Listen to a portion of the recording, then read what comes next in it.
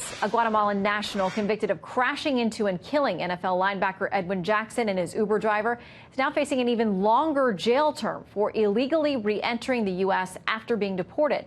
Let's bring in the U.S. Attorney for the Southern District of Indiana for more on the case. Josh Minkler, great to have you with us tonight. Thank you for having me. Okay, so this individual was apparently deported a couple of times before, had faced criminal charges and conviction in California before this horrible, tragic accident that took 2 people's lives. So he was already convicted and sentenced on that. So why, when he's already behind bars for years, did you feel it was necessary to go ahead with these additional charges? Well, Shannon, we're a nation of laws, and there needs to be real consequences for violating those laws. My office is firmly committed to enforcing the immigration laws of this country. As you pointed out, Mr. Zavala he's been deported twice previously for violating the laws of this country. He came back, he committed a very serious crime, but one of the real aggravating factors is he never should have been here in the first place. So my office took the stance that he needed to be prosecuted for illegally re-entering this country after being deported. And earlier this week, he was convicted on those charges, and he was sentenced to 3.5 years in prison.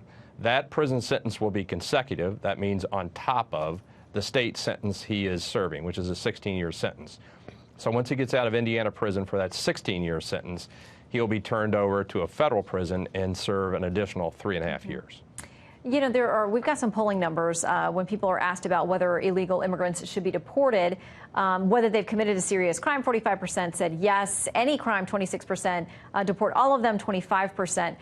There's still a split in this country among those who think that there should be mass deportations, or that this administration or federal authorities should be focusing on any specific people. How complicated does this issue of illegal immigration make your job in prosecuting other crimes as a federal attorney?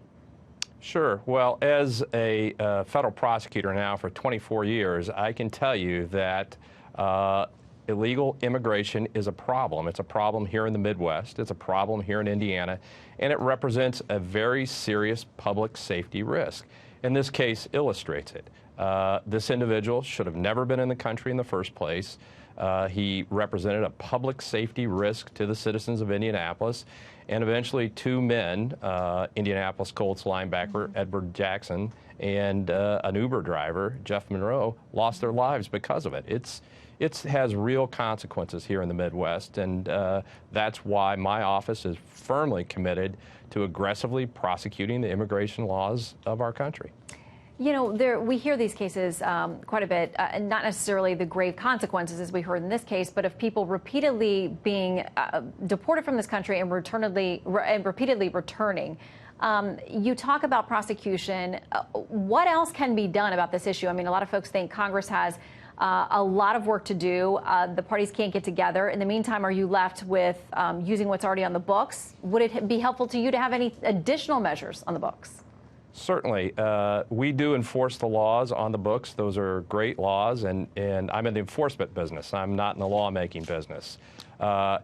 What's obvious in this case is Mr. Zavala will have to serve a long sentence. He'll have to serve 19.5 years, but he'll eventually get out. He will be deported again. He will be sent back to Guatemala again.